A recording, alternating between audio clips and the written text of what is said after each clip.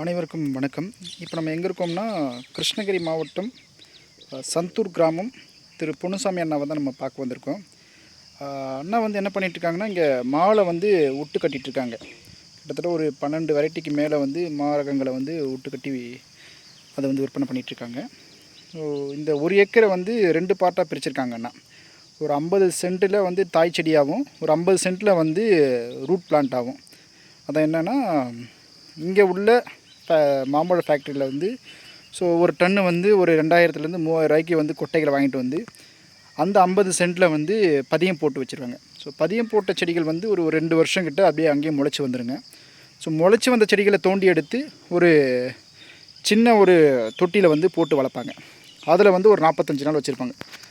தோணுனதுனால அது இறக்குற செடி போக மீதி துளுக்கிற செடிகளை எடுத்துகிட்டு வந்து இது வந்து தாய் செடிங்க.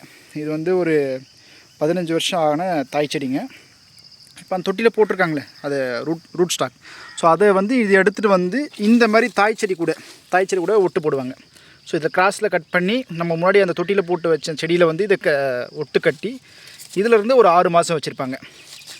6 மாதம் வச்சுருந்து அதுக்கப்புறமா ஒரு மாதம் வந்து இதில் வந்து கொஞ்சம் லைட்டாக கட் பண்ணிகிட்டே வருவாங்க. முழுமையாக அந்த தொட்டியில் வந்த ஒட்டி இதை வந்து எடுத்து ஒரு 45 நாள் வெளியே வச்சுருப்பாங்க. மறுபடியும் வச்சுருந்து அதுக்கப்புறம் உயிர் பிச்சை செடிகளை வந்து டைரெக்டாக அப்படியே விற்பனைக்கு வந்து கொடுத்துருவாங்க. இது வந்து ஒட்டு கட்டுற முறைகள் வந்து அண்ணா பொன்னுசாமி அண்ணா வந்து பண்ணிகிட்ருக்காங்க தொடர்ச்சியாக. கிட்டத்தட்ட ஒரு 40 ஆண்டுகளுக்கு மேலே ஒரு தாத்தா காலத்திலேருந்தே இந்த ஒட்டு கட்டுற விஷயம் வந்து இங்கே பண்ணிகிட்ருக்காங்க. நன்றி, வணக்கம்.